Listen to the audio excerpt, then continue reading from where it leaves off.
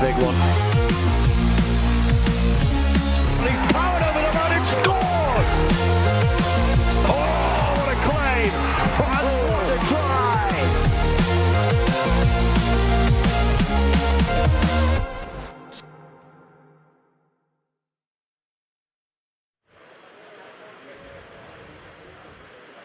Well, good afternoon. Welcome back to the National Basketball Performance Centre, Bellevue, Manchester, for Game 2 of our Betfred Wheelchair Super League Magic Round. On the menu in this one, the Warrington Wolves take on Hull FC. Just had a fantastic opening game of the Magic Round. London Roosters getting the win against the Wigan Warriors. And here's how your teams line up this afternoon, starting with Hull FC, starting 5. Number 1, Mike Swanger. Number 3, Martin Norris. Number 5 is Billy Swanger. Number 8, recent international call-up for England, Tristan Norfolk. And 13, Steve Samfer rounds off the starting 5 of the Early Birds. Interchanges, number 6, Liam Stancliffe. 11, Josh Edwards. 12, Mike Midgley. And 14 is David Gill.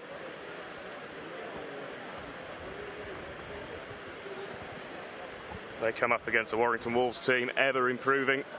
And they line up as follows with 13, Luke Stanley Warding. 16 is Toby Burton Carter. Nash Jennings is now wearing number 6. That's a late jersey swap. No change to the lineup. Brad Gleave is wearing 15. 9, Paul Prince. And on the interchange bench, number 2, Stu Williams. 4, Mason Baker. Steve Halsey now wearing 5. He's the one that's swapped jerseys with Nash Jennings. And 19 for the Warrington Wolves. And rounding off their squad for this afternoon's game is Emma Williams. Fantastic atmosphere here inside the National Basketball Centre in Manchester, alongside me, Kyle Amor. Kyle, you've just brought us coverage of that fantastic first game of the round. So set the scene nicely, isn't it, for everything to come? Yeah, it certainly does. And look, we're going to see here this afternoon in Game 2, two sides that are relatively unknown for many of our viewers. For Hull against Warrington, both have had difficult starts to the year, it can be said. I mean, Hull FC, Martin Norris is a name that we might be familiar with across the game, or certainly are familiar with across the game, but look out for him, his quality and leadership for the Hull FC side. And Warrington, well, they are a developing team, if you like. So, you know, let's just see how this contest unfolds. I think Hull FC edge this one in terms of favourites. It all just depends on what kind of a defensive outfit that the Warrington Wolves can put up with. Can they contain Hull FC? Well, they're going to have to, because there is enough quality in there and there's enough points out there for the Black and Whites.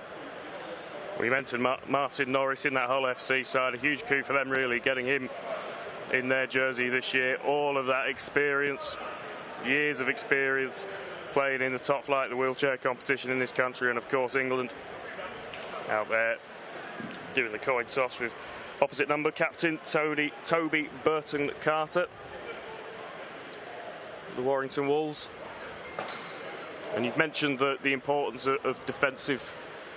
The defensive element of the game, Kyle. How important is this kind of first 10-15 minute spell going to be for Warrington? I think it's going to be huge. You know, you look through their results so far, the Warrington Wolves, and it doesn't sit pretty. They've conceded 158 points against Wigan last time out, 108 against the Roosters, 122 against the Halifax Panthers, and 118 against the Leeds Rhinos. The last time these two sides, however, met back in April, Hull FC went on to win that game 76 points to 10.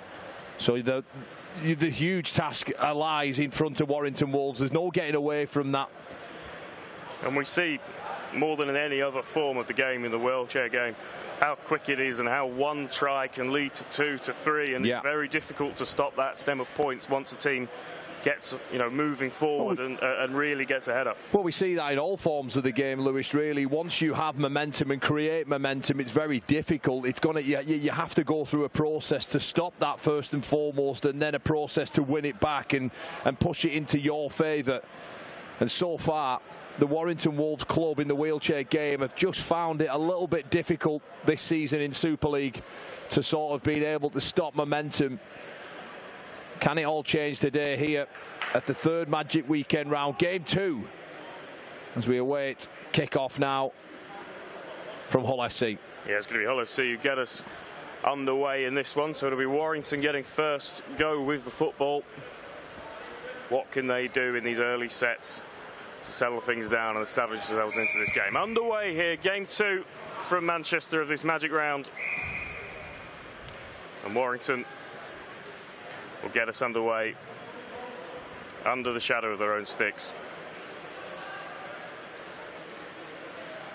And the kick-off there. Struck to the black. It was from Norfolk. Just high and hanging, drops over the top of Jennings' head. And it's Warrington who begin us off here in game 2. Prance marching forward now. So Warrington, Go backwards, play early error, ball goes to ground. It's jumping around all over the place. It's going to come back on the side of Hull FC. Yeah, Nash straight away putting themselves under pressure, the Wolves. Yeah, Nash Jennings there. Just the ball a little bit too high for him to take in. And it's Hull FC who set up now. So Swanger plays the ball. Drops it back on the inside to Mike Swanger. Keep an eye on how those two dovetail today. Really quick, dynamic players. They go to the left-hand side of the play, the ball to Norris, who ships it out wide. It was brilliantly brought in. The try is scored. It's Tristan Norfolk. And you can see straight away all of the experience of Martin Norris to get the ball out wide, and Tristan Norfolk showing why he's getting the accolades and the international attention that he's been getting this season. Yeah, and it all came about off Jennings' error. It was Swanger that set up the middle of the field. Martin Norris picks the the left-hand side, sorry. And Tristan Norfolk, he just holds that left wing. I don't want you to lose it. Lets Norris undo all the work. And it's a simple score, and the recipe's there. You know, I mentioned, didn't I, about 30-40 seconds earlier, the importance that Warrington Wolves had to defend well and defend well in front of them. But equally, you can't afford to be giving sloppy errors away and just expect to win this game, considering how many points that you've conceded heading into this one. So early points on the board for Hull FC, and they had 2 more. Off the sticks, yeah. Mike Swanger. And they'll be very pleased with the start that they've made here at Bellevue.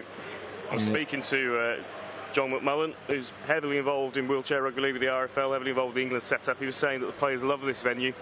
This court is a really hard, fast playing surface, and we've probably seen a little bit of that already in that first game. The ball just a little bit more bounce, just skipping on a little bit more than we've seen in some places. Yeah, and one thing that we crucially spotted, me and George Riley earlier on, was the amount of errors that were given at the play of the ball area. So often these players look to use one hand to tap it on the floor, to signal the play of the ball with the foot, if you like, in the running game, and they just lose concentration and let go of the ball. It is very warm, it is very humid in here as well, so just keep an eye out on that as this game unfolds. Swanger through the middle. Norris met there by Wayne Stanley Warden. Well, immediately Hull FC from the kickoff looking to get on the front. But Tristan Norfolk, just short of halfway, plays the ball. And straight away, Martin Norris through the gap, and we can see, Kyle, they're going from edge to edge very quickly. It seems to be a kind of contrived tactic that they've worked on. Yeah, it is. It's moving this defensive unit around, because, you know, that they've shown so far in Super League that they haven't been able to do that well. Norris into centre field. There's a bit of trouble out on this right-hand side. There's players all over the place. Again, they're really struggling to cope with that double threat of Norris and Norfolk. And now they come over to the left-hand side again. Norris keeps it in hands on this occasion. Turnover, guys. And he's shut down. Just on the credit to Warrington on that occasion. Hull FC were coming at them. Quick plays either side of the ruck, but they've kept them out of here. Yeah, they've done enough there, didn't they? Brad Grove into the middle of the field. Paul Prance will take over. Met there by Norfolk once again. The try scorer so far. So Warrington's first proper opportunity to get the ball in their hands after that early error from the kickoff. What can they do here? It's a slow play the ball. So they'll keep it up the middle, and again the ball goes to ground, but backwards. Says the official on the far side, but Hull FC do end up with possession in a good part of the field to have it. Norfolk again. Tackle 2. Offering himself up and just makes a simple carry on that occasion. There's easy meters to be made here, and they could make it all the way to the try line. The officials are conferring. I think they're going to judge that the tackle was made just in time. Not too sure about that one. I thought that he'd done enough. It's Billy Swanger. Well, they could look out to the left-hand side. Forward pass. We're just going to play the ball up on the floor. A little bit messy. And I think this is going to come back as a Warrington ball. It is. So again, it's close there, isn't it? Another attacking set survived for the Wolves. Good little offload there. Wayne Stanley Warden just on the end of that pass. You've got 2 tags on, just take one off for me, thank you. And again, though, just a slow play the ball again. The game just stopped so that tags could be reattached and put back on. An interesting sort of thing I've just picked up on there. The Warrington players are all shouting at the team, stop forcing the pass. They know that errors are going to be costly here for them this afternoon. But I don't think you can see the next 75 minutes just playing conservatively against Hull FC. Making some headway here. Ball comes back on the inside, but it goes to ground, takes a nasty bounce. Norfolk can't pick it up cleanly, though, for Hull FC. Warrington will get a repeat set inside their own half, but an opportunity to just move play further up the field. Again, it's just pushing that pass, isn't it? Prance with a blind offload over the top of his shoulder. They get away with that one. They do need to fix up the little sort of basic skill areas. If they are going to try and chance their arm, they have to make sure that the pass is on.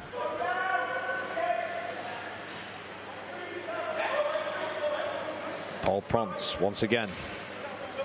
That's 3. Tackled by Swanger. Burton Carter. Experienced Burton Carter. Tackled centre field. Just settles it down in the middle of the field. Warrington setting up options left and right. The pass was behind Nash Jennings, but he took it in well. Tags up quickly. But the pass again, just wayward. Well, it's just poor skill, really, from Nash Jennings. The pass wasn't quite what it wanted to be. You just see it dipping there in front of Paul Prance.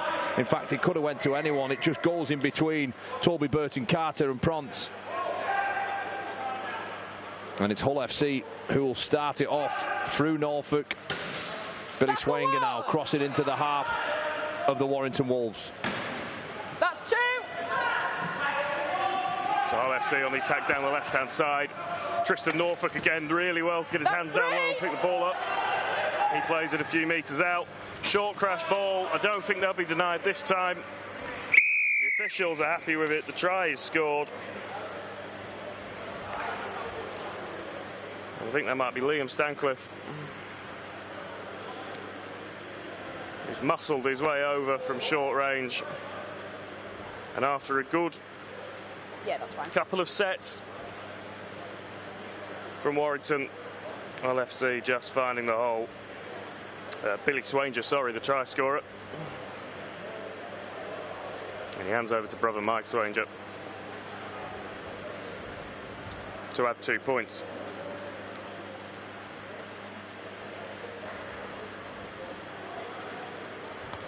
Kick goes up. Looks good from where we're standing. The official agrees. And 8 minutes into this game, Hull FC already asserting themselves into a strong position. That'll be disappointing for Warrington because they had a couple of sets with the ball in hand, a couple of defensive sets where they kept Hull FC out, but ultimately just caught slightly too slow around the ruck and Hull FC go through. I think you've nailed it there. I think it's just the speed at which Hull FC are playing. But I think it's the fact that, you know, Warrington are just continually handing the ball over so cheaply that it's not even stressing or troubling Hull FC at the moment. They've crossed only 2 metres into the Hull FC half, and the rest of the time they've been on the back foot.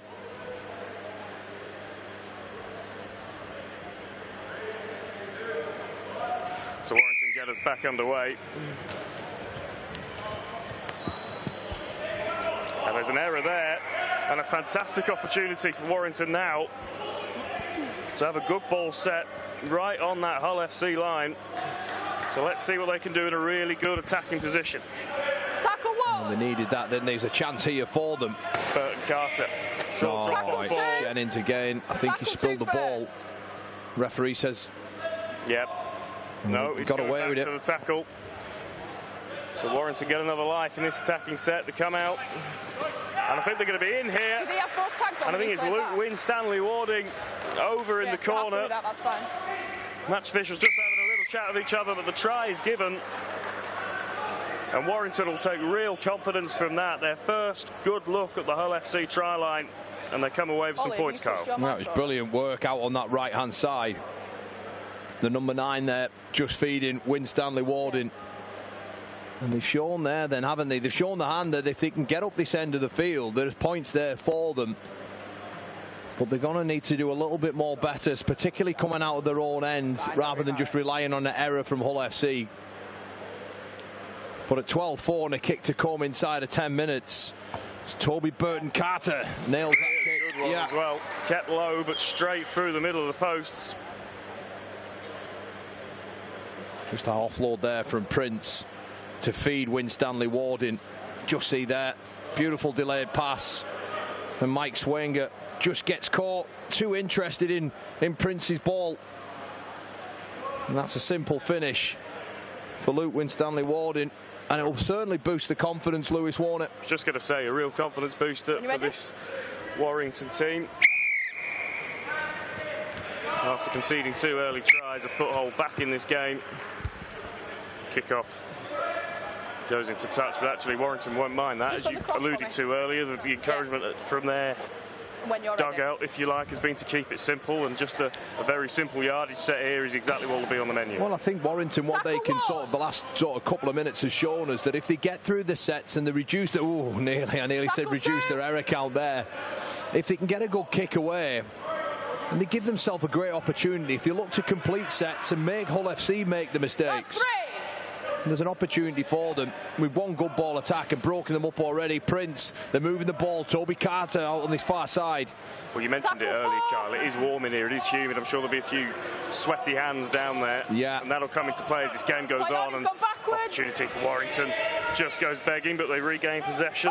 Toby Burton-Carter, a real focal point of this team. Just a cool head in the middle, directing them. Kick goes in, and they've turned Hull FC around. I mean, I think they've got enough experience there, Lewis. I'm looking at Prince. I'm looking at Steve Williams, the Welsh international. Well, a really good kick chase there. As good an end to the set as they could have hoped for. Yeah, it certainly was. Let's make sure this is what I was talking about. Get towards the end of your sets there. We see Toby Carter and Williams. Those experienced players that I was just referring to, those are the ones that are going to need to get their hands on the ball the most this afternoon.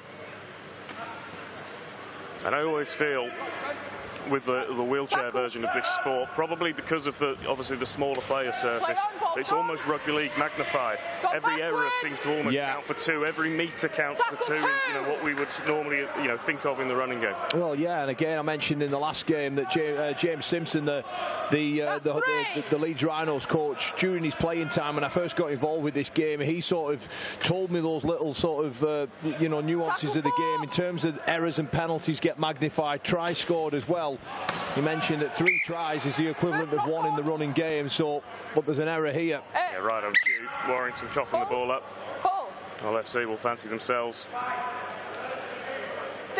from here. And this is what they just can't afford to do this. It's as simple as this, Lewis.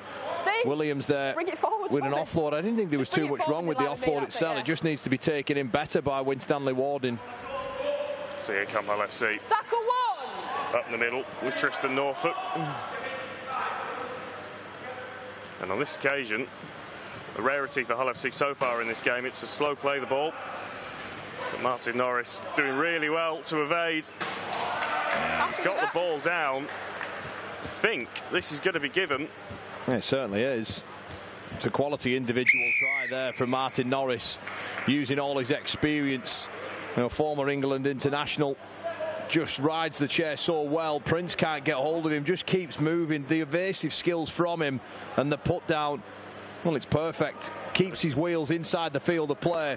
Questionable defence for Warrington, but let's take nothing away from that man, Martin Norris. But you could see on the replay, as soon as he got into within striking distance of the try line, gets the arm out, and it's that kind of hip twist, isn't it? Just evading, getting those tags out of reach of the defenders. uses the momentum of his wheels to get himself over, and it's a relatively simple touchdown on that right hand side in the end. Absolutely, Lewis. You know, the game, whatever form it's played at, is about manipulating space. And he certainly shows that. Martin Norris just using his shoulder, using all his skills in the chair just to evade that, as Mike Swing looks to convert. Oh, he hits the post. Well, it's twice he's hit the post. The first time he just managed to chip it in for the 2 points, but on this occasion, the woodwork or the plastic work keeps the ball out. But LFC move out to a 16-6 lead, and we just see that again there. Norris knows what he's doing straight away. Water down in goal. Well, he just does well, doesn't he? He bursts 2 and 3 tackles. Yeah. Can you get Jennings, Paul Prince can't get hold of him. Nash Jennings comes round the back for a second attempt, but it's too late. Is it a water bottle that's been spilled? Martin Norris, Johnny Mac's going to go get something. such an experienced player. And it was interesting watching him as he came over to this right edge. In back play, Hull FC knew that even if he didn't score the try, they'd have the space out on the edge, that the Warrington defence would have to shift the cross quickly. In the end, Martin Norris, enough about him to get the job done himself. Right, okay. But you can just see that experience that Hull FC have got.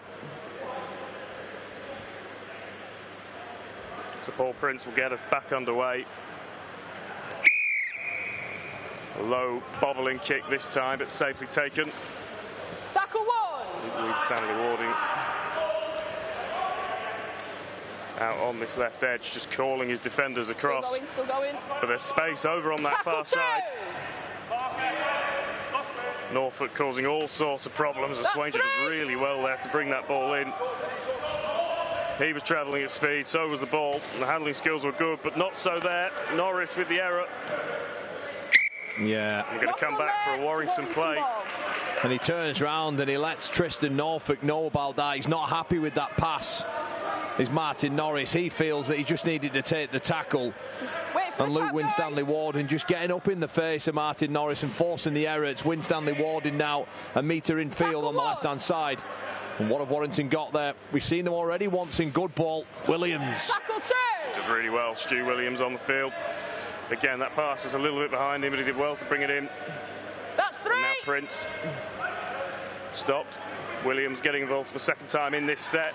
Oh, good offload. Brilliant offload. And what a try that is. Fine with that. Yeah, a brilliant attacking play from Warrington.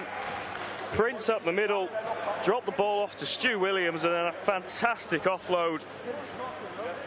Sorry, guys. Just look at the work here that Stu Williams does. He's so big, so powerful. Back inside. It's Steve Halsey. Really good rugby league, Carl. Yeah, it certainly was.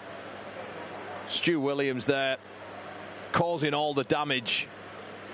And Steve Halsey, again, another one of those Welsh contingent players. Right place, right time, just pushing up in support. That's what you're supposed to do around all your key threats. Get some numbers in and around them, knowing that they have the ability to do what Stu Williams did there. And they just, that's the second time they've had ball down this end of the field. That offload is brilliant, absolutely brilliant.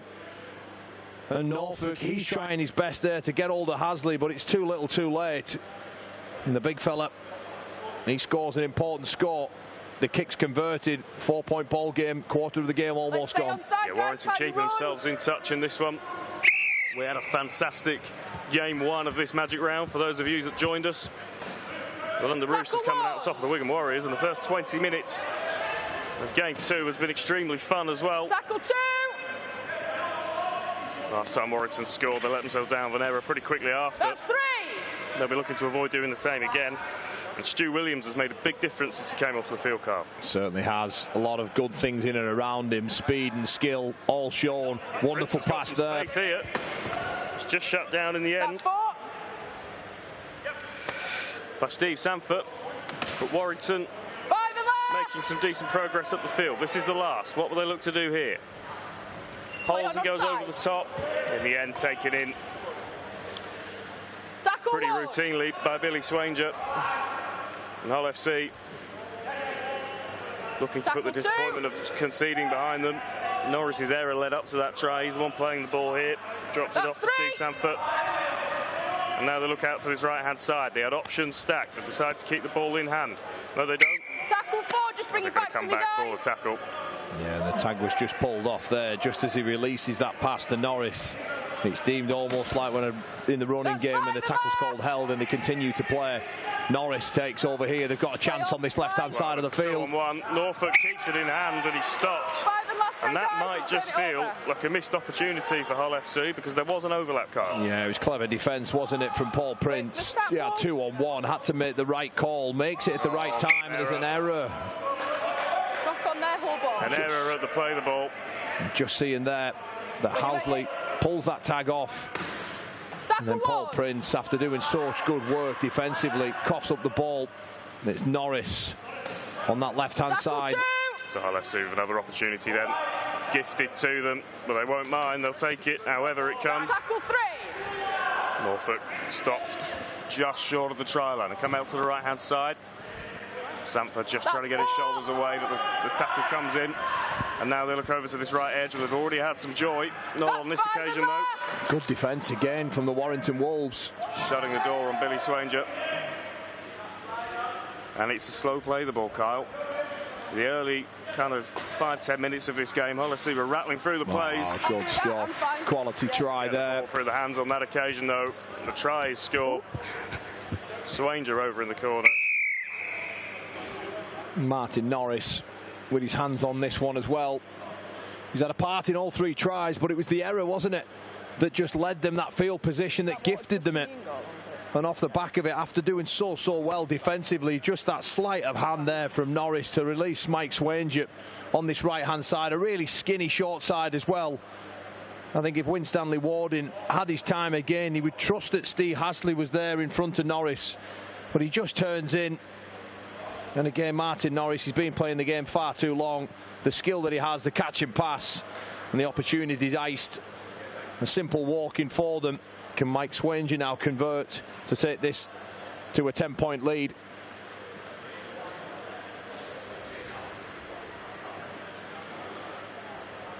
So up he comes. He's hooked it to the right-hand side. I just thought as well with that try, Kyle, it was almost a misdirection play, because if you looked at Billy Swanger at the play the ball, he was looking out to the left. He looked for the world as if they were going to go to the other edge. Look at this, he just comes. Yeah. Norris, clever little misdirection from Swanger. Yeah, and then smart it's the play. other Swanger that finishes off in the corner. Yeah, it's a smart play, isn't it? Billy Swanger with the deception from the play of the ball area. Norris, he overcalls that. Has to have done. A little flick pass there. Out to Mike Swanger. Time you chase one. Warrington have bounced back a couple of times after conceding in his half. They've got to do it again here. Well, we saw in the first game, Lewis. Sideline. We saw in the first game that was the story of it. They were just always one punch ahead with the Roosters and Wigan Warriors, playing cat and mouse all game. In the end, just couldn't handle it, couldn't stay with them, and the Roosters were always one score ahead. And this game, over the course of the opening quarters, we head into the 23rd minute, seems like it's following suit. You score, we score, you score, we score, and you know, sooner or later Warrington just have to get hold of this ball. A good defensive set is needed here. They're just sort of pinching meters every time at FC. Yeah, points galore here on the Sportsman this afternoon. Brilliant to have you with us for this Betfred Wheelchair Super League Magic Round in the National Basketball Performance Centre in Manchester. Hull FC at the moment just got their noses ahead in this one. Making good meters, and the kick chase is on here. If the ball stays good, Norris should score. He does score. Really clever kick over the top, just turning the Warrington defence around, and Norris with the pace to get on top of the ball. A kind bounce, and 4 more points for Hull FC, Kyle. Yeah, and it's brilliant play again, isn't it? Just set it up, tagging up really quickly, does Billy Swanger, and then it's the kick over the top that is just perfect. It holds up so well. Inch perfect. Another rotation and that ball's out. Yeah. It sits up brilliantly for Norris. Well, it's Martin Norris over on that far side this time. He's had a look down the right. He's now swapped over to the left. He just sees the space. He reads the game so well. He's been playing it for a number of years. I'm sorry to be wax lyrical about him, but he's had his hand in 3 try assists. I think he scored 2 so far this afternoon. He's been everywhere as Norris. Wax away, Kyle. It's brilliant to have the stars of this format of the game in front of us here on the Sportsman. Plenty of current and former internationals involved, of course, in that first game. Game 3. Wow. Leeds Rhinos and Halifax Panthers, a rematch of last year's grand final. Don't go anywhere. That one's going to be an absolute cracker. But here in game 2, Hull FC on top at the moment. 24 points to 12. Looking to get out from underneath the shadow of their own sticks. Play the ball a bit slower than they would have liked there. You just see over on that far side of the field, one of the stars of the world in the wheelchair game, Jeremy Bolson, watching on this game. Quality player he is. One of my favourites in the competition. Opportunity for Tristan Norfolk. I just thought he was going to squeeze through a gap there. He's still going. Burton Carter does well in the end to complete the tackle. They go with that kick over the top again. It's Norris. This time the bounce isn't so kind. But what's worrying there is those kicks over the top for Norris. There is a frontline defence, but they aren't able to turn around quick enough. Norris has got great speed. Toby Burton Carter, they just get beat to the punch. So watch out for that play unfolding. They've looked at it a couple of times, using the speed in Hull FC ranks and knowing that the bigger men of the Warrington Wolves find it difficult to turn the chairs around. Winstanley Warden heads towards the halfway line. And that's what the best players in this format of the game are so good at, isn't it, Kyle? Is just causing difficulties, using almost those kind of added complications of playing in a chair to their advantage, turning players around. Yeah. It's much easier to be going forward in this game than to be tracking back. Absolutely, Lewis. Couldn't agree anymore. But the kicks have to be nailed. They have to be on the money. So there's a lot of skill involved in that. You're going to get to see one of the best kickers in the competition, if not in the world, in Nathan Collins in game 3. Keep an eye out for how well he kicks the ball.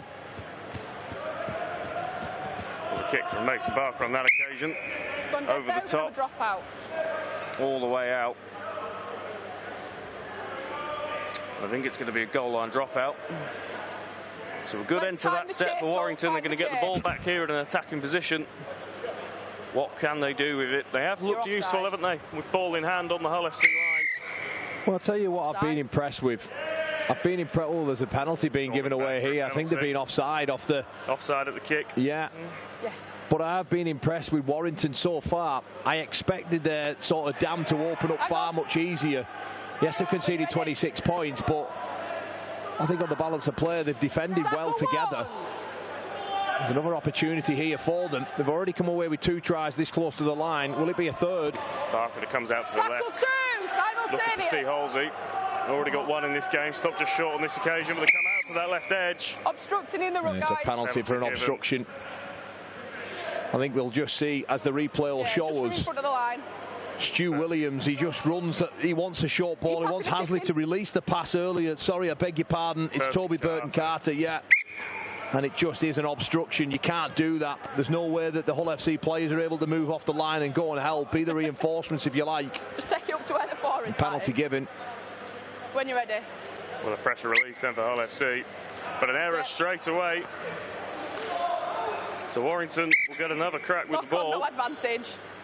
It's Samford just leaving the door open, Carl. Yeah, exactly. It was pretty much a carbon copy of the first game. It was a couple of errors, and neither side really wanted to take a foot over. Hasley's away. Bring it back a bit, Steve. Bring it back, bring it back.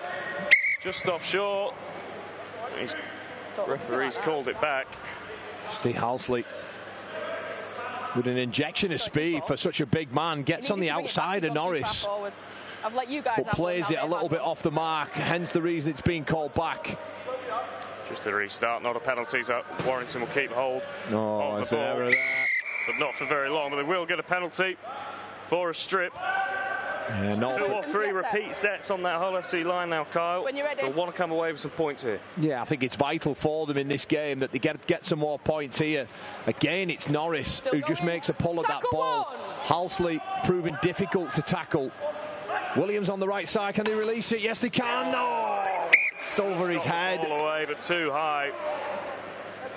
You could see exactly what they were trying to do to put Mason Barker in at the corner. Stu Williams is a little bit over keen with the pass. Big chance gone begging there, and he knows it. But the bench have made a difference for Warrington since coming into the game. Williams and Halsey especially. Yeah. Giving them some real direction going forwards. Hull FC with the ball now, having survived that little spell of Warrington pressure. I'll tell you what, if Barker gets that ball down, if that pass is a little bit better from Williams, they're straight in. They're still in the contest in that, but at the moment we're heading to the final 10 minutes. It's Hull FC who on the scoreboard, Lewis, seem to be in control. Well, Sanford drops it off. Kick just bunted through. It's going to roll slightly too far. 8-metre restart. Really interesting, the technique that Norfolk put that kick through with. He kind of used the palm of his hand to push it, to kind of bump it through, rather than the typical punch that we tend to see. Yeah. Just wanted sort of that top spin on the ball, hitting the ball at the top of it, allowing it to roll a bit more forward. But I think Hull FC, Lewis, will be pretty happy with those kicks going dead. I think Warrington look a little bit better as a good ball attack than they do a yardage team. And Stu Williams there. Again, it's just holding that ball out. I'll mention Jeremy Bourson again. We'll see in the next game. The height of these players in the chair makes such a huge difference in terms of trying to get that ruck control. A blind offload there from Toby Carter. Fortuitous. Okay for them though. Winstanley Warding on hand to mop up. Stu Williams makes the carry. He gets himself free. It gets the offload away, but it's going to be pulled back. So it's going to be fifth and last on Stu. There's a split second in that, just for. Yeah. But Stu Williams had managed to get that pass away on time, but he'd been pulled back for the tackle. You just see there, using his height, his strength to his advantage, making it difficult to get hold of him. And that kick goes long. Hull FC will start 8 metres away from their own line where the restarts are made.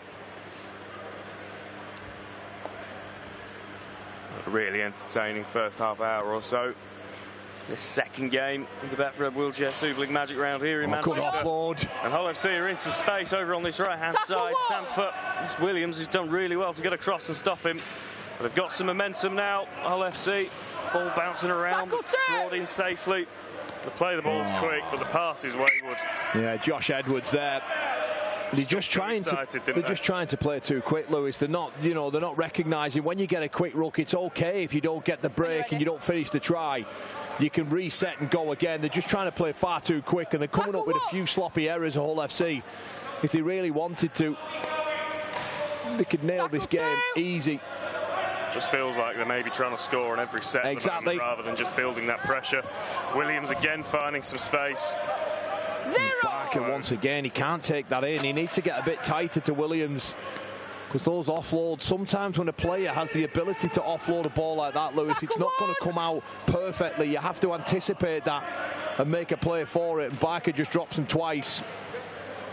So Norris stopped 5 metres or so inside his own half. He drops off to Billy Swanger. He brings it over halfway, and Norris again straight away involved. Sanford. Yeah, just as we talked about, overplaying again. 4 metres in from me. Hull FC come up with the error. They're just pushing it, aren't they? I love the work Martin Norris does in the build-up to this. He looks like he's got to put a kick in, actually, and he offloads that ball. And I think it's Sanford who then just tries an outrageous offload. Look, if it comes off, Lewis, we're all saying how brilliant is that. Let's not do him a massive disservice. And I think at 26-12 with 7 minutes to go, you are in a position to do that. It's gone. Well, it's a thing with the wheelchair game as well. It's just one of those nuances, isn't it? It's a smaller football. It's slightly deflated just to make it easier to handle. But the other thing that does, of course, is encourage that offload, and players, constantly looking for that wonder ball. Maybe sometimes they just need to settle it down a little bit. Yeah. Look, and I think in all forms of rugby league, you want your players to play, don't you? You want to entertain the crowd, the viewers. You want to encourage them to attack and show the skill. You just have to make sure it's at the right time. And I think if this scoreboard up like that, big chance for Warrington here. Pick it back up the field from the penalty. Yeah, well, this is where Warrington have looked dangerous when they're 4 metres away from the line. Tackle one! Burton Carter stopped just short. Options left and right. They choose to go to the left edge. Tackle 2! Halsey in the end does well just to bring that ball down. He looks to Stu Williams and gets the arm free. Happy with that. I think your try's got to get given here. Try is given. Stu Williams does remarkably well there to force his way through, keep the arm out of danger, get the ball down. And Warrington Wolves, well, they're not going away, Kyle. Certainly not. And he's all box office, isn't he? Stuart Williams for the Warrington side. He just rides that tackle there. I think it's Swanger and Edwards. I think Edwards makes a play for it. He's claiming he got the tag, but it is too late, and it's a brilliant individual score. Just route one. Sometimes you don't have to play. Sometimes you get the same amount of points if you just crash over the line, and Stu Williams there just decides to take it up on himself and drag his side right back into this contest. The kick's converted, and it's 26-18. And perhaps just changes the half-time team talk for Warrington, but there's still 5 minutes left. They could hit another one. I'll tell you what, Kyle, match officials do a difficult job in every format of the game, but in the wheelchair game, some of these decisions are so marginal on the tags, and there's just milliseconds in it. I wouldn't want to be the one judging on an incident like that. Oh, look, you know, I think we have to gloss over that, Lewis, and just get on with what's been happening in the game. You know, you're right, there is no video referee. We have to trust that that the officials are there in the right place. Will they get it wrong? Of course they will sometimes. You know, it's a devil's own job, but, you know, the game continues. The players all respect the decision. Nobody's kicked off about it.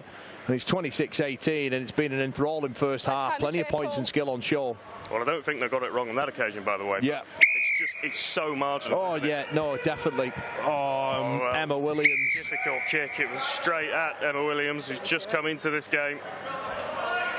Difficult take, but ultimately Hull FC with a golden opportunity to pin Warrington back straight after scoring. And they do just that. Norfolk taking the carry, getting the offload away, and Billy Swanger with an acre of space on the right edge. Hull FC stretch their lead back out. Yeah. Errors, points in the wheelchair game. If you're not able to defend properly, and which I'll mention again, you know, the evidence that Warrington Wolves have showed is conceding over 100 points in 4 out of the 5 games. And this is just a brilliant individual. It's actually not an individual. It's a set-up try. It's a pre-planned move. Just back down the short side.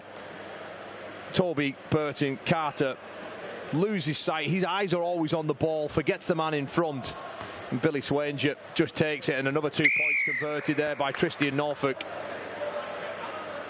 Again, cat and mouse game again.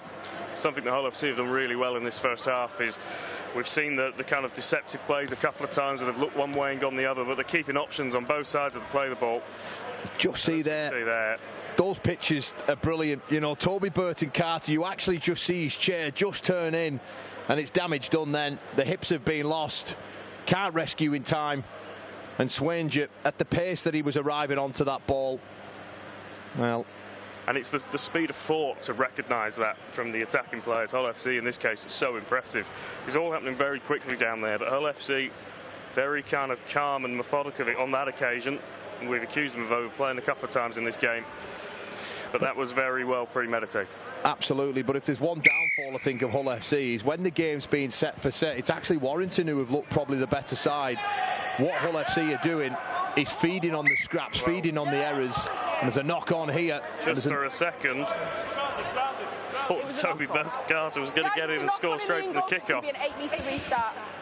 Guys, just go back. It's an 8-metre restart. You see the kickoff comes over the top. Really tricky bouncing ball, not brought in. And I tell you what, if it had got that down. Well, I tell you who's relieved, Dave Gill, because he was pretty slow to get back there. Burton Carter, he looked like he wanted it a little bit more. When you're ready. But he just spills it at the vital moment. And the changes are ringing for Hull FC. Fresh players onto the field. Not this man. You cannot take your eyes off this sport for a second, can you? There is always something going on. Always an opportunity for points. Hull FC swing the ball out to the left-hand side. Tristan Norfolk gets the ball under his arm, evading tackles. He's stopped now. Put him to touch, in fact. A couple of minutes, a minute and a half or so. You know where those crosses are? Just in line with me, yeah. There you are. Yep, perfect. Left. in this first period, so Warrington maybe with one go with the football. You see there, that knock on there. So close to being a remarkable try. Toby Burton-Carter. And like in, just like in the running game, Kyle, Wheelchair Rugby League rewards honest efforts. If you work hard, if you chase properly like Burton-Carter did then, you're going to get opportunities. Well, we saw 4 tries in the first game. Scotty Trigg-Turner just chasing harder than anyone else, never giving up on the play, and scores, outstanding tries. 4 tries, 16 points to his name. And without his tries, they go on and lose that game. So, the game is always based upon effort. It's based upon talent as well. Well, that was nearly a world-class pass there from Billy Swanger. And Liam Stancliffe just got that arm and flicked that out. Went through the arms of Liam Stancliffe and over into touch. Just watch the work that he does here. That's exceptional, but the skill there. That's Raggy Chase kind of gear, that. Yeah. Emma Williams then. Bringing the ball up for Warrington. Just re-tagging. Burton-Carter has got through a load of work. That's brilliant from Stu Williams. That ball was a mile behind him. But he got one of those long levers out to bring it in. And there we have it for the half. A real to and fro game of rugby league. It's Hull FC who lead 32 points to 18 at the interval. But this game, Kyle, is far from done.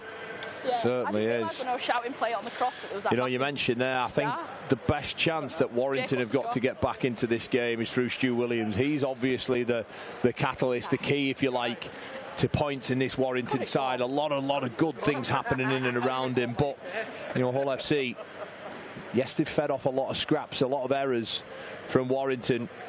We just see the scoreboard there, 32-18, that's the story. Yep, so it was Tristan Norfolk who got us up and running early on that first try. 2 for Billy Swanger, 2 for Martin Norris, and Mike Swanger as well, getting in on the act. 2 kicks out of 2 for Norfolk, 2 out of 4 for Mike Swanger.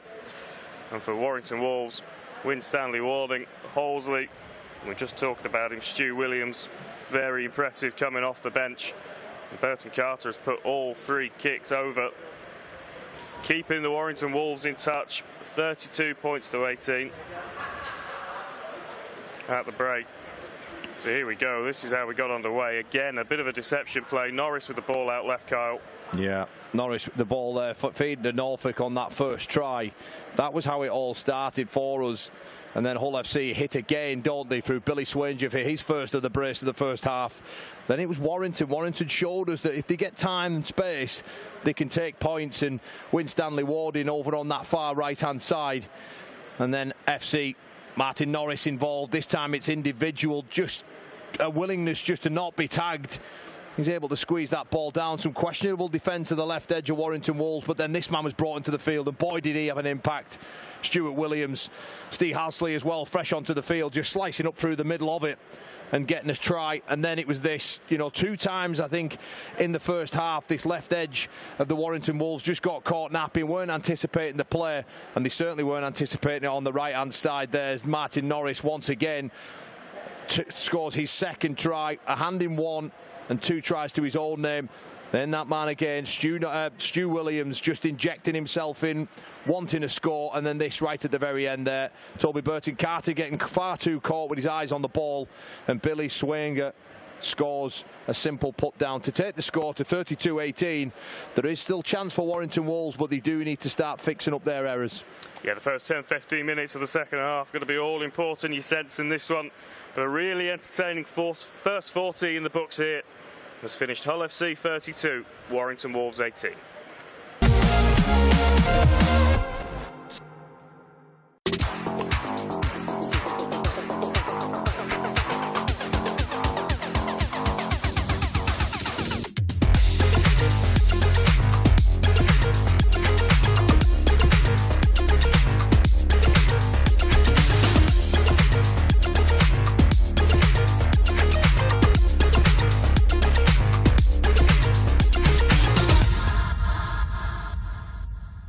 Adrian, thanks for talking to the Sportsman. Tell us a bit, first of all, about Rugby League Cares and why you're doing this ride. So Rugby League Cares is the official charity of Rugby League. So anyone who's been involved with rugby league from community level to professional level, present players, past players, anyone who's struggling, whether it be financially or in any way, emotionally, or so Rugby League Cares is a helping hand. They do a lot of work for players just finishing, giving help, career guidance, things like that. So it's a charity, obviously very close to my heart, being involved with the sport for 30 years, and that's why I'm doing it. And I'm really proud of that fact. And for those of us that watch on and watch you giants of the game, in action, it's something for us to contribute to say thank you for what you've done. Oh no, yeah, that's great. I mean, if I can help it in any way, I'm more than happy to do that. And there's a couple of ex-players who normally get involved in these challenges, and delighted to put my hand up and do my bit.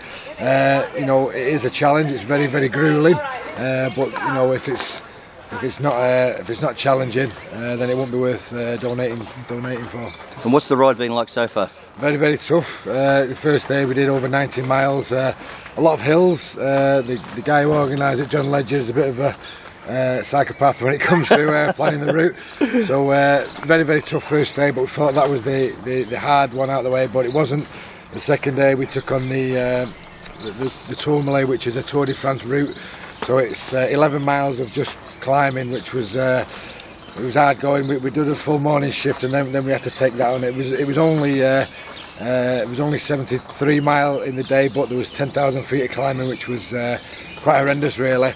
Yesterday was again, it was about 77 miles, and that was the Col d'Aspin, which is another famous route, and that was only 8 miles of climbing. So it's been challenging, but we're halfway through now. We're just about to set off for day 4. I think it's about 90 miles today. We're going through Toulouse, Carcassonne, ending up in Perpignan, which is obviously all the famous French rugby league towns, which is great. Right. How does this compare to sticking your head in a million scrums?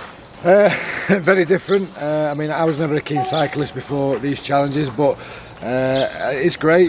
Jumping on a bike, it's as hard as it is, because the days are very long. It's easier than running a marathon, because the impact on your knees. But when you get a great bunch of guys like this, it does make it easier. But it is very tough. But as I say, if it's not tough and grueling, people wouldn't contribute. And a Super League season comes to its conclusion here tonight.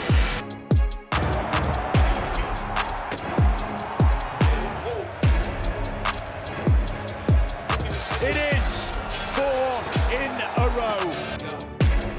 Robinson is a moment for long. He's picked it. A brilliant follow try.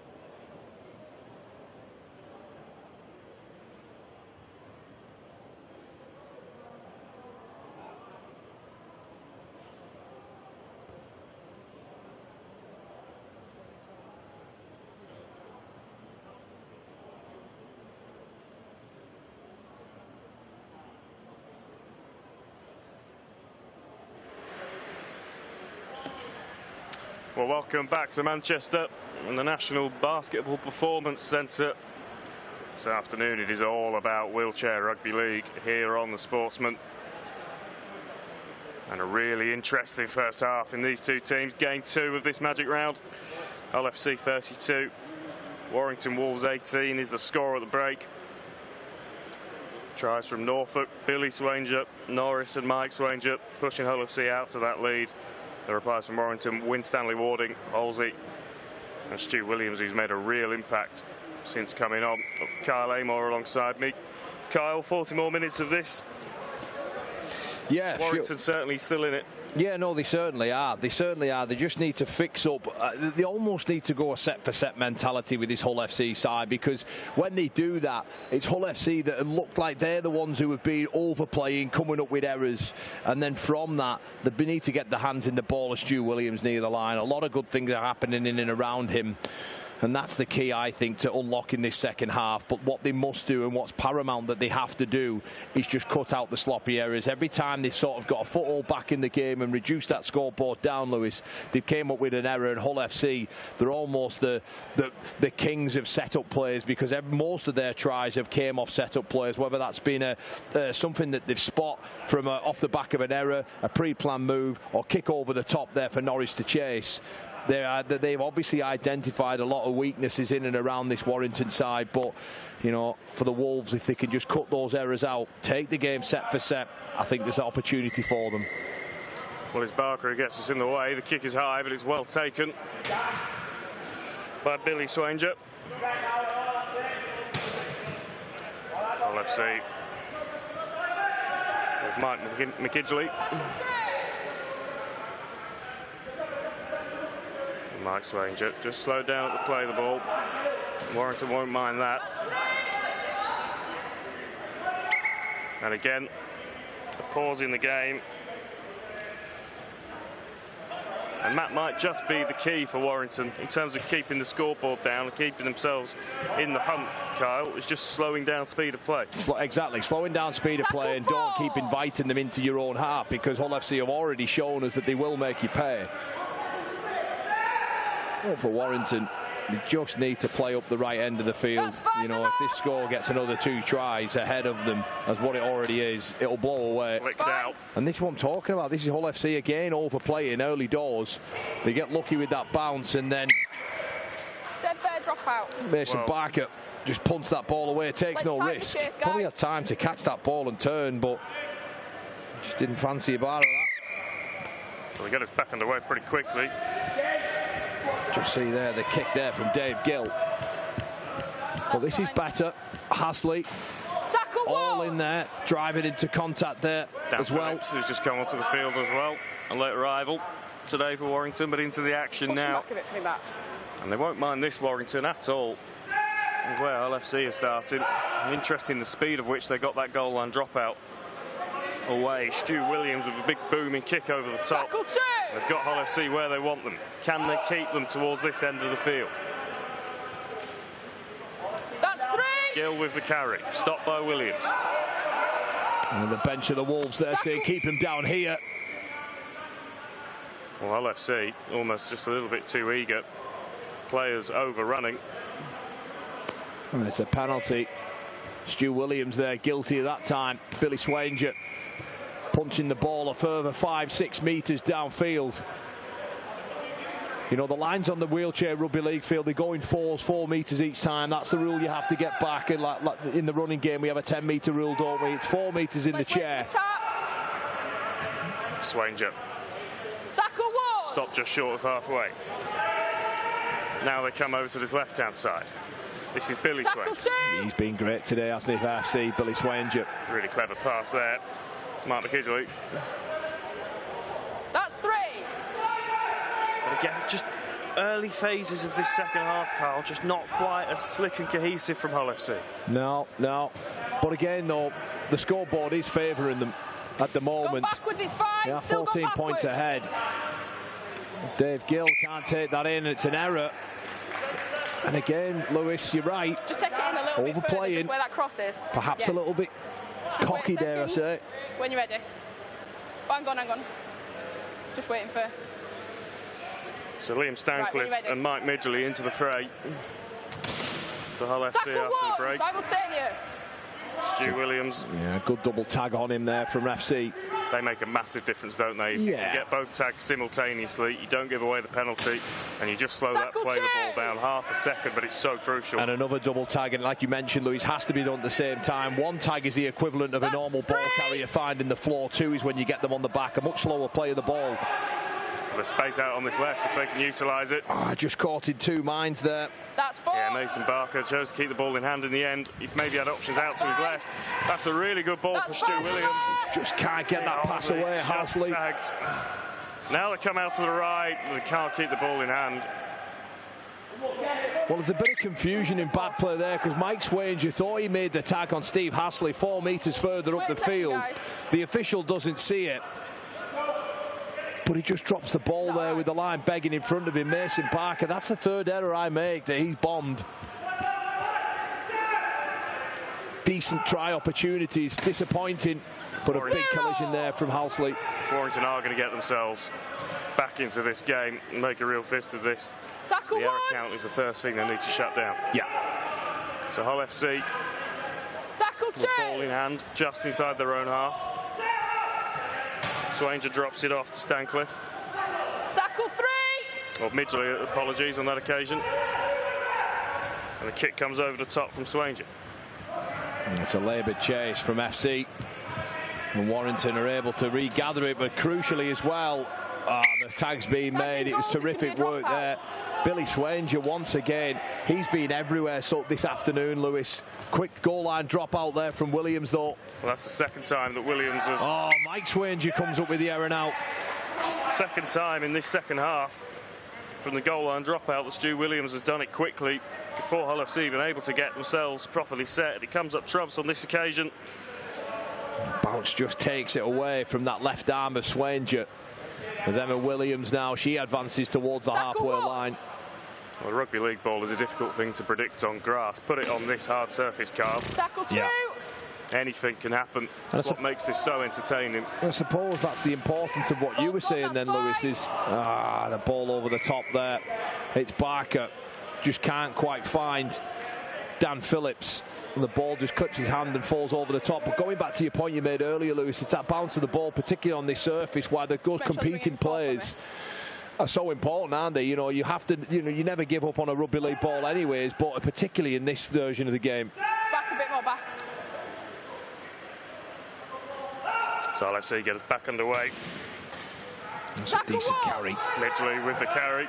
Quick play from him. Now Dave Gill making some handy meters on the left-hand side. Still not been stopped and he gets the ball away.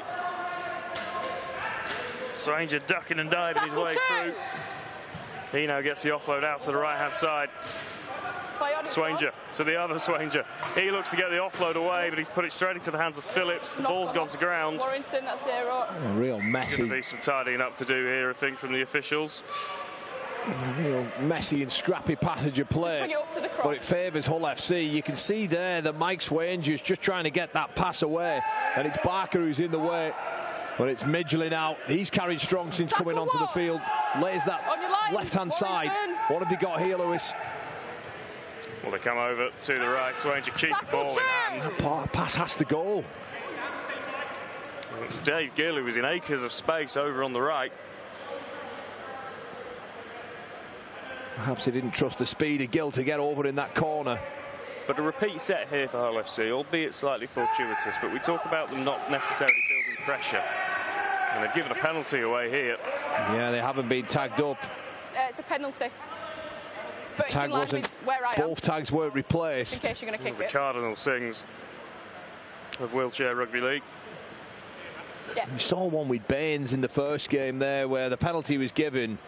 And you'd think that one of the teammates had perhaps, given that there was a lot of time in between that play of the ball, just to say, have you made sure you tagged up properly? And they don't. They just squander that chance that they had of maybe posting more points and keeping Warrington crucially in this game. So a pressure reliever for the Wolves. They need to turn that into some points sooner rather than later. Emma Williams with the carry on that occasion. She goes left to Stu Williams, who gets that ball away. Need to throw that. it's just that extra pass. Unnecessarily. I think this is going to come back as Warrington ball. I think it's got away with one a little bit there because the tackle was adjusted to have been made. Well, look, one thing about Stu Williams is, Lewis, he's never going to change the way he plays. He's always going to push the pass, you know. So whether it's not quite on the money or not, well, that's down to his skill set. But somebody needs to be supporting and anticipating that happening because, you know, it's there every time. As Barker, well, he dances and finds himself in the middle of the field. He's 16 metres away from the line. A kick from Williams is being chased, but gobbled up there at the back by Midgley. Oh, but it's come up with an error. I've got it. Warrington unable to gather cleanly. Have to score here, Lewis. Golden opportunity. Bring it forward. To get the first points of the second half. Mason Barker right underneath the sticks. Will pass out to the right to Phillips. Tackle one. Gives it to Emma Williams, who's just cut short. Again, they go to the right. Tackle two. Fast pass back inside. Well, they need to find a way of getting Stu Williams arriving at speed, and this could be the moment now. Oh, good really work. Well done from Swanger, but Williams has still got himself free. He's going to be called back for the tackle eventually. So a couple of tackles still in their pocket. They come out to the left. Williams, ball takes a bounce, but it's picked up in the end by Halsey. And this is the last. What can they do? Oh, that what is a sensational ball that is. Steve Halsey. That is brilliant. The two Welsh internationals combine. And I called for him, didn't I? Stu Williams getting the ball near the line. Well, this is just his skill, isn't it? It's Steve Hasley's skill. Everybody caught napping on that right edge. I think it was Gill and Stancliffe. They didn't expect it. Oh. The sleight of hand, sensational. Not sure I could physically get my arm that far around my back, Kyle. That's unbelievable skill from the Warrington Wolves man. And a real feather in their cap that they will take out of that is that they went through the set, kept their cool. He wasn't on when it was that scored, was a fifth tackle play. They didn't, on that occasion, try and overplay. They tried a few different things that didn't work. But in the end, the numbers and the pressure paid off. Well, I'll tell you what was equally as impressive as well was Stu Williams' involvements, Lewis. He was involved. That was his third involvement of that set. On both edges. He played it on play 3. Then he has the presence of mind to recycle round and know there's an opportunity in and around Dave Gill. He's not the best defender over on that far side of the field. And his vision, his smarts in the game just exposes it. But Steve Halsley as well, he has to nail that skill. He really does. If he doesn't, it's embarrassing for him. But that pass, well, there's two of them that could have ghosted in as well, isn't there? You know, Dan Phillips, he's out there almost saying, give me the ball. Well, this makes it very interesting because if Warrington score next... Yes. Time the chase then, Hull. We are down to a 2-point ball game potentially. Well, we've had nothing but thrillers on the Sportsman so far this afternoon. Game 1 was about this one. Living up to that billing as well. I was speaking to a lot of people in and around the ground today, and I was asking how this game was going to go. I've not seen these two sides play before. This is the first time for me. And a lot of the people were telling me that Hull FC should and comfortably win this game. So, you know, as we see in most Magic weekends, you know, it is a little bit different, isn't it? There's a different feel around the place, almost a different competition. Although we all know it's not. But there's an opportunity for scorelines to be sort of upset the trend. A kick over the top from Halsley and Toby Carter's chasing. It's on with him and Norris. Who's going to get there? Oh, there's a mix-up. And Norris just about does enough. Just about to say, it's a reaction, I think, to what's happened from Hull FC, that Norris has come back into the game. So has Toby Burton Carter. So the two captains back on the field. And we saw Hull FC turn Warrington around with that kick over top a couple of times. Warrington do it themselves on that occasion. Martin Norris just uses his wheel, doesn't he? Just slow the bounce down, make it slightly easier for him to gather. Stu Williams taking the post out as well. It's all happening here at the Manchester National Basketball Performance Centre. Do not Tackle turn this 3. game off. Anything can happen here. Norris injecting himself back into it. He's gone straight up the middle. Can they get across? Good. Throws the ball, and what an offload that is. Oh, What a try from Hull FC. They were under the pump. Yeah. And then Martin Norris with a brilliant run down the middle, and it's Mike Swanger that finishes it off. And as good as that Steve Holsley offload over in that far corner was, Kyle, that ball at speed from Martin Norris is a wonderful piece of skill. Well, just look at the pure raw speed in Martin Norris. Ducks under the tackle, but it's this no-look pass there. That is sensational. Mike Swanger, the beneficiary of that. And Dan Phillips, well, he can't do any more than what he does here. He tries to cover across, tries to get the chair side on, stop the momentum of Norris, but that no-look pass there to Swanger to grab himself another try. I think that's his hat-trick now. The kick is converted as well, and again, repeating game one. Every time the side just claw the way back into it, you know, one's on top, just pull away again, and then we're back to 38 points to 24. But the pace there is just brilliant, and then the skill on the end of that, the no-look pass, the timing and arrival of Mike Swanger is brilliant. All good support players just know exactly where they need to be. And Norris, fresh back onto the field, well, you know, as soon as he comes back out there, there's points, isn't he? So, quality player, Norris. Yeah, England stalwart for so long, of course. Seen it all, done it all in Wheelchair Rugby League. Moving across to Hull FC for this season. Making an instant impact with his new side. And Warrington again, having got themselves right back in it, with work to do. Kick. Well, it's been regathered by Warrington. Hull FC just stopped for a second to see if that ball was going to go into touch. Toby Burton-Carter didn't stop, and the game swings again. Warrington now with an opportunity to put some points back on the board. To come out to the right-hand side, holds it. Williams loitering here. Get on your line, guys. Yeah, stack numbers to the left. They keep it tight for the time being. Mason Barker stopped, but they've got that man out wide. When will they look out there? That's fine. Williams stops. Yeah, tackle 5. Kick comes back in. Oh, yeah, overcut. Just a bit unorganised, a bit dishevelled on that fifth play option, Kyle. And yeah, I don't think that was quite planned what they were going to do there. Yeah, we see on the kick-off there, they regather the ball, don't they, Warrington? But I just think using Stu Williams on that fourth play, that set-up play for the kick isn't the goal. I think you need to have him in and around creating something, not just settling the play in.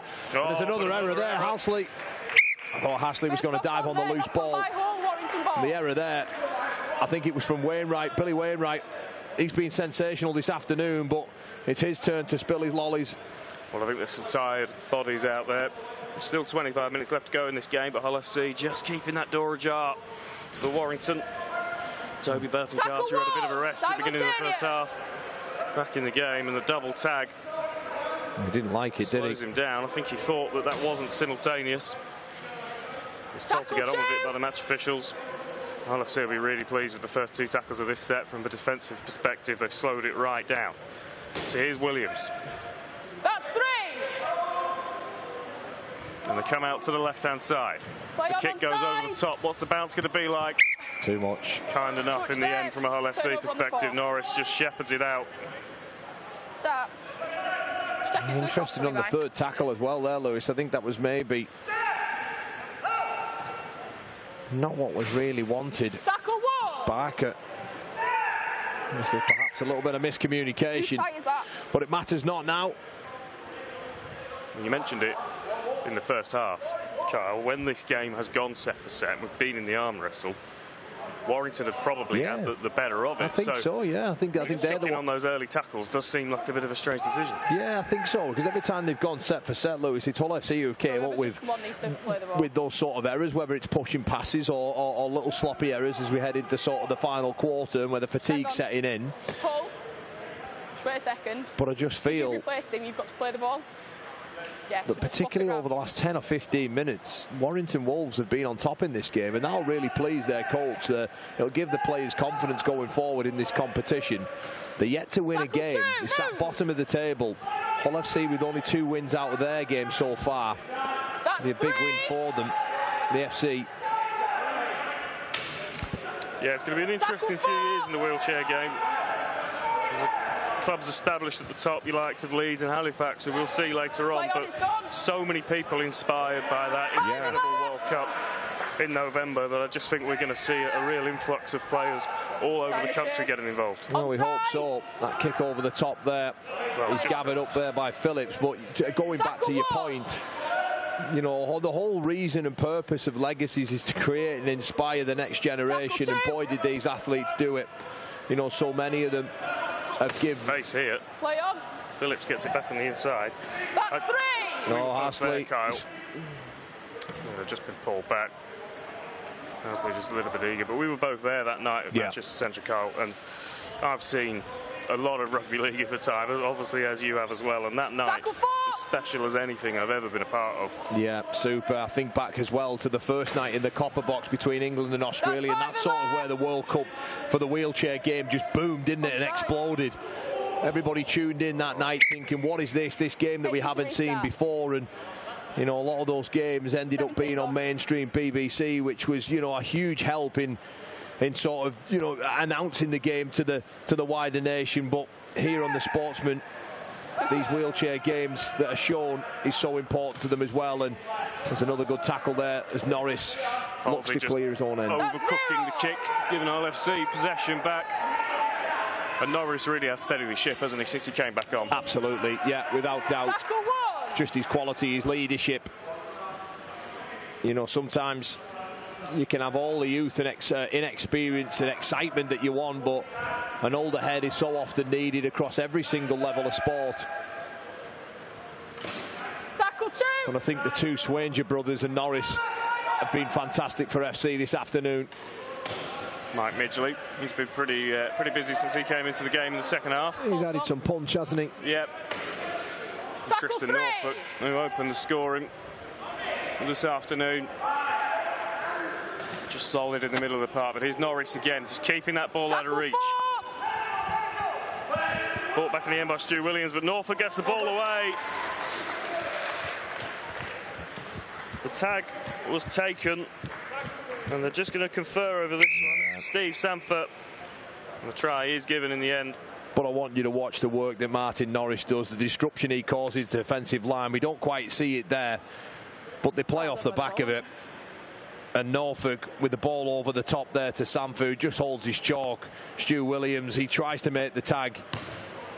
Gets there in the end, but it's just a fraction too late. But it's Norris's ability to ride through. I think it was Stu Williams and Steve Halsley, I think, or was it Toby Carter? I can't remember. But he makes it so difficult to get hold of that tag that he actually ends up getting round them. They have got to retreat and get past Norris, but it's too late, and the numbers are created. It's a 2v1. It's a sensational offload from Norfolk, and Sanford scores a pretty simple try in his standards. And the kick is good, and those 2 points just take this game further away from Warrington. All good. They've had their spells, they've had their moments. But it's a 20-point deficit. Yeah, around 20 points, 20 minutes, 19 minutes or so left on the clock. 44-24. And we can see there Stu Williams. We see his number actually on that replay, and that tells us that one team's playing at a quicker pace than the other. It's Toby Carter who has to come jamming in there on Tristan Norfolk, and the ball over the top just takes this scoreboard now to a 20-point ball game. And you would imagine from this part on that, you know, those people who I was talking to are expecting a Hull FC performance, a heavy one as well. You'd imagine the points will start coming in the back end of this game. Warrington with the ball here though. It's a really useful little offload. Tackle two. Brad Gleave. Tackle three, simultaneous. Halsey. Stopped on this right edge. To come inside again to Toby Burton Carter. He's all right. Oh, he's just taking a little bit of a knock there. I think it's his shoulder, is it, that he's holding? Yeah, it looks that way. Got his back to us. We can't quite see from our vantage point what the issue is here. We'll have a look at it. It's just the I think it's just the force. Wheel contact, isn't it? And yeah, be all right. I think it's just the sheer force that's in there. And you can see he holds his right pec. Mike Swanger. That's where the contact was made after the chair collision. Stu Williams out to Halsey. There's a try here. No, great tackle from Norris. Really good handling though from Warrington. So they're going to keep the short route, but that was the last. Turnover. So there's a turnover. Not sure if Warrington had communicated that that was the last tackle. I was a little bit surprised when the handover was given there. Hull FC back in possession. Norfolk making decent real estate up the middle of the park. Swanger brings in and gets an off the top. Brilliant. They'll do well to stop him from here. Tackle 3. In the end, Toby Burton-Carter gets across to him to shut it down. It was a gorgeous ball, wasn't it, to release Norris. Tackle 4. Midgley playing it out to the left. Swanger shifting that kind of hip shift left and right. Can't quite get away. Ball goes to ground, into touch. Warrington survive on this occasion, but some really slick ball movement in the build-up to that. Yeah, it was some good edge defence as well from Warrington. That right edge through Halsey and Williams, just shutting the play down, forcing the error. The ball over the top needed to be taken. The execution of it just wasn't quite where it needed to be. Tackle 1. Williams takes it into contact. Burton-Carter. Tackle 2. But 2 good carries early on in that set, Carl. They've made decent meters. Yeah. Williams, he took really well to keep hold of that. Thought that ball was going to ground. Halsey now. Tackle 4. Getting away. He's called back for the tackle. Nash Jennings doing everything there to keep hold of that ball. Halsey plays it to Burton-Carter. He puts the kick over the top. Really well taken by Mike Midgley. Over his shoulder, boarded in safely. Decent field position then for Hull FC to be starting. Swanger could be away here, just reeled in the end. For Stu Williams. Midgley again getting involved in this set. He stopped. A slower play the ball. Hull FC now come out to that left-hand side. Norris, really nice offload from Norris. Sanford finding some space, back inside to Norris. Throws the big Sydney Harbour Bridge ball over to the right-hand side. Took a bounce on the way, but it was brought in by Mike Midgley. And the try is given. And a little bit of everything from Hull FC there, Kyle. Yeah, and guess who started it all off? Martin Norris. Yeah, he starts it and he ends it. It's a brilliant pass there. He does well to get rid of lovely little pass there to release his man. Gets the ball back inside. The booming pass over the top. The bounce favours Midgley, and it's a brilliant score. Norris combining with Sanford, back inside to Norris, booming pass over the top. And this is where we said that the points would start coming for FC, and Willie hit 50 as Norfolk lines up this kick.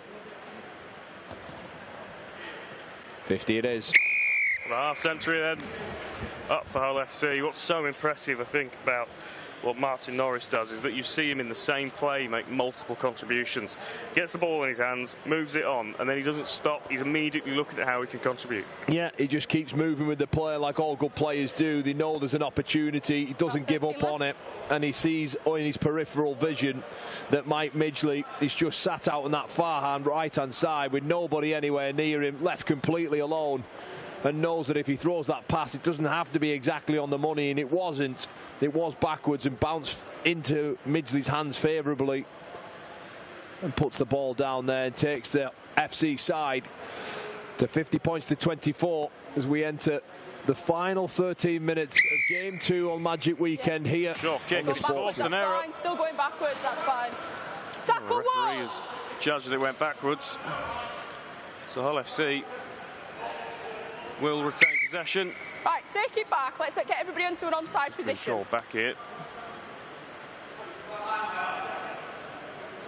And the scoreboard are starting to make fairly grim reading from Warrington's perspective, Kyle, but there'll be a huge amount they can take out of the first, certainly the first 50, 55 minutes of this game. Yeah, but it's going to get uglier again before it gets prettier, you would imagine. A great tackle there.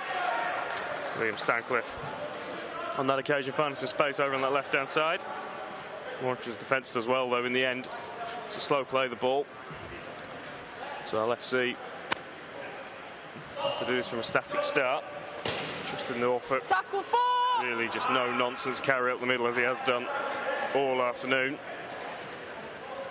But again, a slow play. Norris has it in his hands. Looks out to the right. Overthrows the pass. The first time we could say that Norris has got something wrong this afternoon. The pass just wasn't where it wanted to be there for Sanford. But the idea was there because there was nobody home again. And, you know, look, let's not forget that these two sides sit bottom of the wheelchair, the Betfred Wheelchair competition.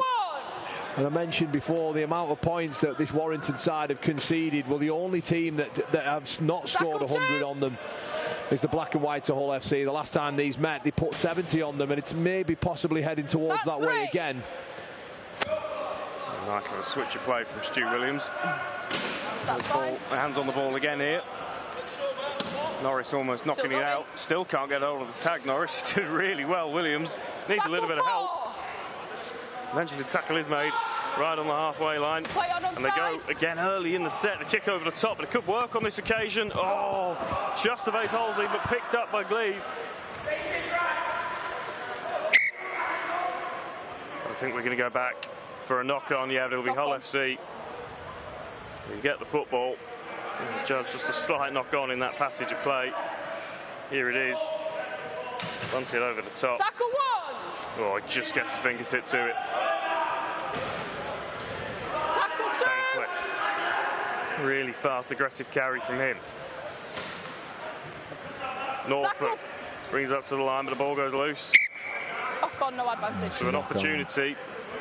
First time in a while, really, that Warrington have got the football inside the Hull FC half. It's got a bit scrappy, hasn't it? Last 5-6 minutes, a lot of errors, a lot of forced passes. And you can see why these two sides have struggled in the Super League wheelchair competition. But it's another facet of the game, isn't it? In the wheelchair, especially, is that you've only got 5 players on the pitch at any time. It's rolling subs, so it. Oh, good ball. Oh, just too heavy. He's got to find himself in touch. Yeah. But just maintaining that cohesiveness when you are changing the side within the game is the, you know, I guess a real challenge. You saw in the World Cup final, England used so few of their subs in that game. Yeah. Well, most teams that win trophies and win titles are the ones that have the best squads, not necessarily the best 5 out there. Tackle 1!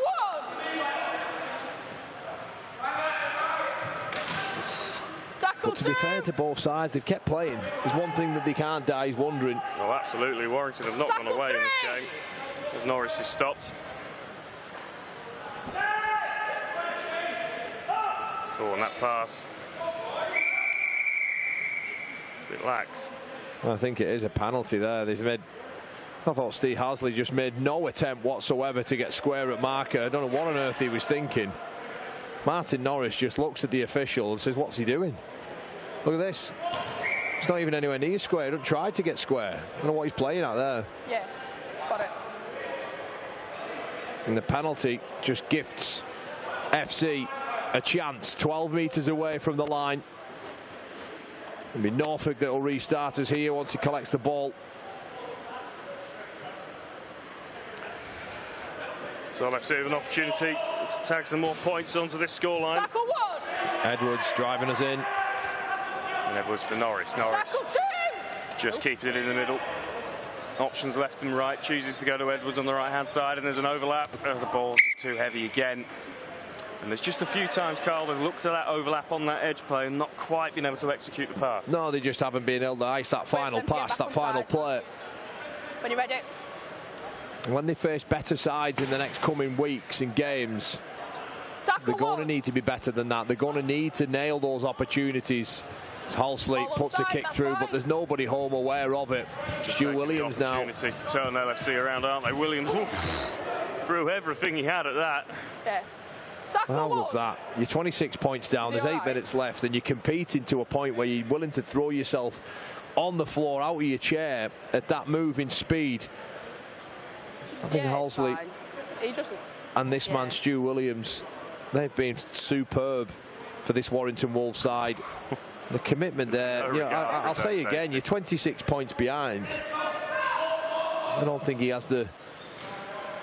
I don't think he needs to do that, but the fact that he wants to do that tells you everything about his commitment to the cause. Both players out of play. Well, there can be absolutely no question about that. No, I think all the players have... Yeah, the board. Absolutely. For the full 73 minutes.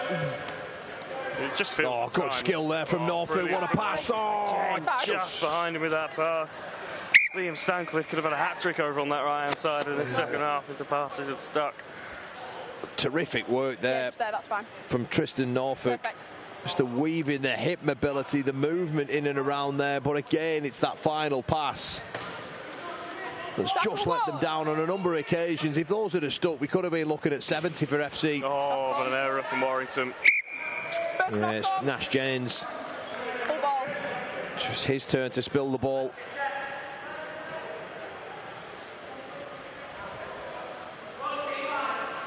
So LFC starts in this set inside their own half. Tackle one.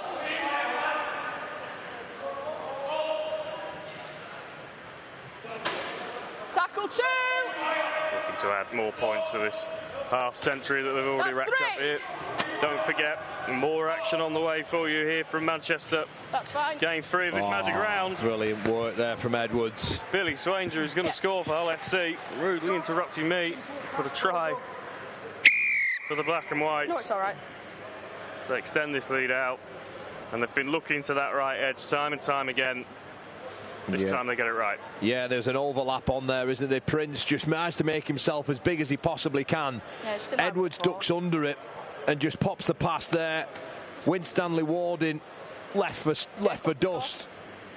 As Billy Swanger scores once more. The Swanger brothers have been at it, haven't they? Scoring points and points for fun. Must actually have to check, are they brothers? I'm assuming the brothers here, I might be wrong. So apologies if they are not. But so often we see in this wheelchair game, there's huge family connections, isn't there, Lewis? Wonderful things about it, isn't it? Yeah. I would almost bet my 5 bottom dollar that they were brothers.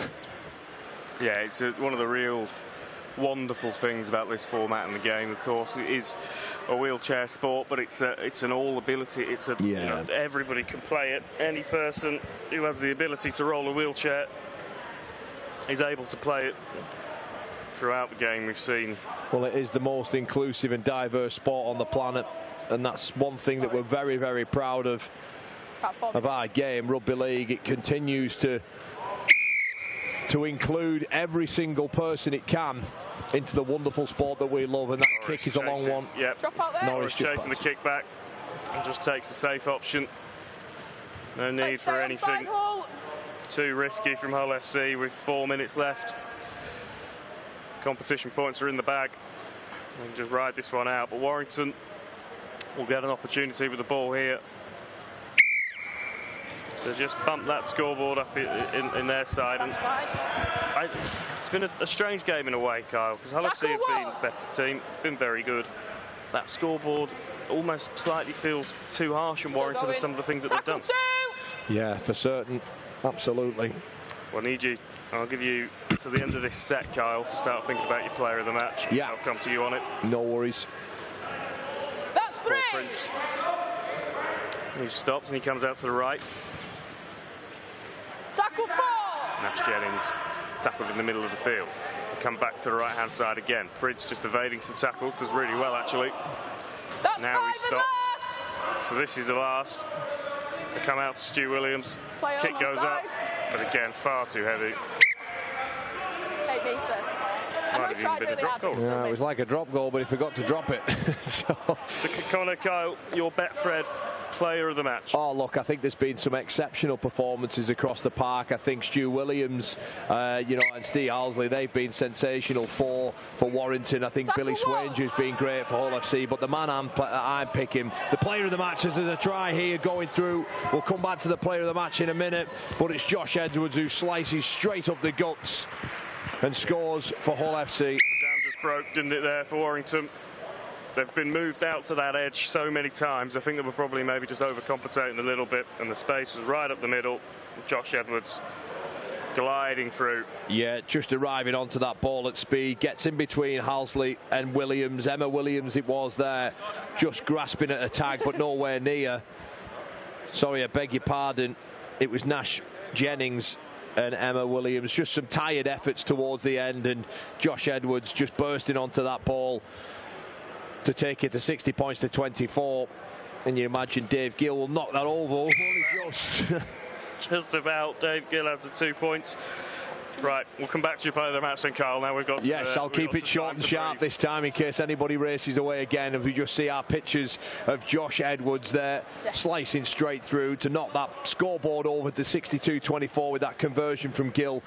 The Betfred player of the match for me is Martin Norris. I think every single time, there was a spell where he was off the field and points kind of evaded Hull FC, but every single time he's been back out there and back on the field, he's either scored or created them. So the Betfred player of the match is Martin Norris as Williams. I didn't want to get too excited then. I could see the match official on the far side, whistle in mouth. You need to go to Specsavers, just for a second. I think Stu Williams thought he was in.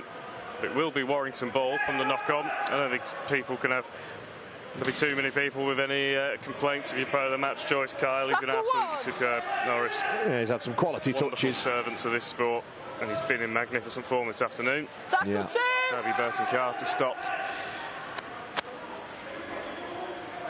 on the right edge. Can Warrington get one more try in this game? They come over to the left-hand side. Burton-Carter, big look. Just tried that looping pass. Yeah, it just looked like a frustrated pass, didn't it, Lewis? Just one for just, oh, it's there, I'm just going to throw it. Stu Williams would have needed to be about 5 foot taller to have any hope of getting his hands on that. And about 10 metres wider, because it was overcooked by a long shot. So the dying seconds then of this Betfred Wheelchair Super League clash. It's going to be Hull FC, who in the end comfortably taking the win. Really good work in the end. There. Mike Midgley just keeping hold of the ball. But it's a comfortable scoreline, Kyle. 62 points to 24. Yeah. As the referee rounds things up.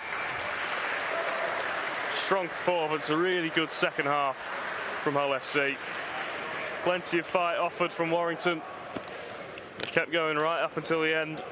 There's some real positives for them to take out of this. But ultimately, Hull FC, the victors, here at the National Basketball Performance Centre in Manchester. Game 2 of this wheelchair magic round. Game 3 coming up shortly. Leeds Rhinos versus Halifax. What a game that's going to be, a grand final rematch. Don't forget, you need to head back to the main Sports and Rugby League YouTube page to find a stream for that one. But in game 2, Kyle, this is the tale of the tape. Hull FC dominant for large parts of that game. Norfolk opening the scoring. 3 for Swanger, 2 for Norris, 2 for Mike Swanger, Sam for Midgley and Edwards all getting in on the act. Winstanley Warding, Halsey, and the impressive Stu Williams, the try scorers for Warrington. What was the difference this afternoon? I just think that, at the right times that Hull FC were just able to take their opportunities, and I just felt that, that Warrington's best chance was keeping the game set for set. They weren't able to do that. When they did that, there was points there for them, but more often than not, an error or a penalty would just give possession back to Hull FC. And the worrying thing for Hull FC is on another day, Lewis, if we're really honest, they could have iced a couple of more opportunities out on that right side. But, the second half, we wanted tries, it produced them. And it all started here. Martin Norris getting his hands on the ball, driving through. The no-look pass was sensational to Swanger. You know, Martin Norris, the player of the match there, releasing Mike Swanger on that occasion to burst it all off. But then the Hull FC hit again. And this time it was Steve Sanford over on that right side. And it was the work again from Norris. That booming ball over the top. This time out on that right edge, it was Mike Midgley who was just equally happy about that play coming in towards his hands. Then Josh Edwards, he showed a bit of quality to release Billy Swanger to score. And it was 4 tries there, and then Josh Edwards slicing straight through the final FC try of the afternoon and just able to put the ball down. But a tired effort it was from Warrington at the end, but you know, equally they have gone down fighting. There were periods in that game where they tried and competed, but ultimately the league table doesn't lie, the scoreboard doesn't lie, and it's Hull FC who leave here with 2 points, 62 points to 24, Lewis. Well, that's all she wrote then in game 2 of this Magic Round. A win for Hull FC. Stay with us. Head over to the 3rd stream of the day here in the Sportsman Rugby League. An absolute cracker on the cards. Leeds Rhinos and Halifax Panthers. Plenty of World Cup stars on show, going toe-to-toe in a grand final rematch. Promises to be an absolute belter. But in this one, Hull FC in the winner's circle. They've seen off the Warrington Wolves. 62 points to 24.